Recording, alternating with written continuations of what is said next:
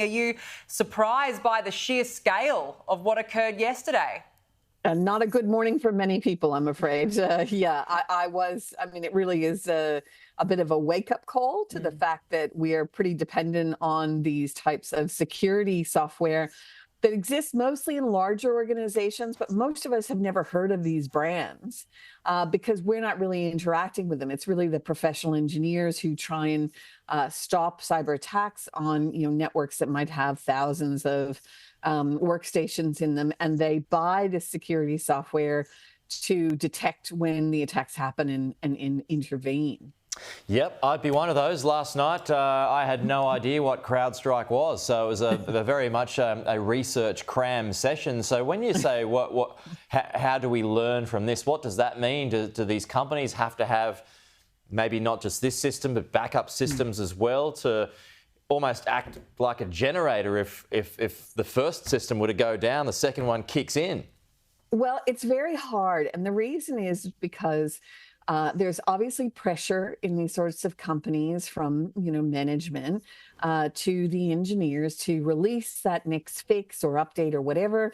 Sometimes you can make an error, and clearly we've got an error happening here, and then that can cause a catastrophic effect. It does show how dependent we are, but it also shows that these security software is, expert software, if you will, has a lot of control over the system. So typically, these sorts of, even if you think about an antiviral program you might run on your home computers, they tend to have very high privileges on the computer, meaning that they have sort of master control over the computer.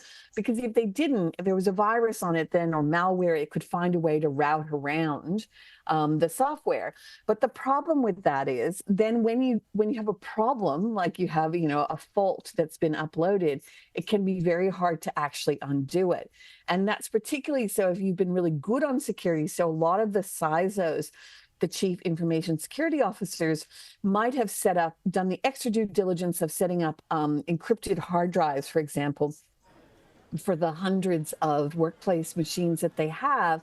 And now what's going to happen is potentially they may have to go and actually type in or provide the encryption keys for each of those individual devices rather than a normal update where you just push that to 100 or 1,000 devices all at one time. So there's going to be a lot of cleanup time in this for some people. Yeah, it certainly sounds that way, Suelette. What happens now? And I know we're still in that period where the dust is settling, but surely the question has to be, can this ever happen again? I think, unfortunately, it can.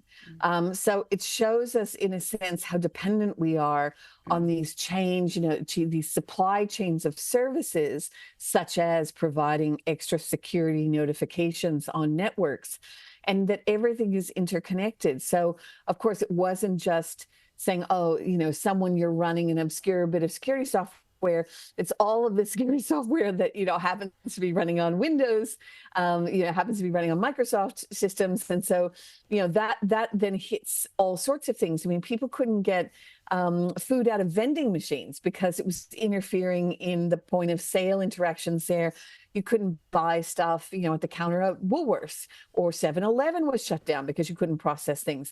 So there are lots of ways that our everyday lives are dependent on these systems well beyond just the workplace, computer that you've got on your desk or the one that you're running at home. Suelette, how much could this influence bad actors? Hackers looking at the absolute carnage that an accident has caused. Are they scratching their chin here going, well, we could do something and get behind this software update, which was described to us as kind of like a security guard earlier. I thought that was a good way of putting it. Yes. And then cause massive problems. Yes, I mean, those who research these sorts of vulnerabilities are often looking for exactly this sort of potential impact. It's like, well, how could we disrupt, if you're a bad actor, you're potentially working for a particular state, maybe attacking another state, trying to create lack of stability, you would be looking for these sorts of attacks. I mean, they're very cheap. You don't have to send a missile over a border. Yeah. It can be done anonymously. And the answer is, it's just given a really good indication And this wasn't even an attack of how easily our systems can be brought down if we're not careful. That's true. All right. Suelette, good to have you with us this morning. Thank you.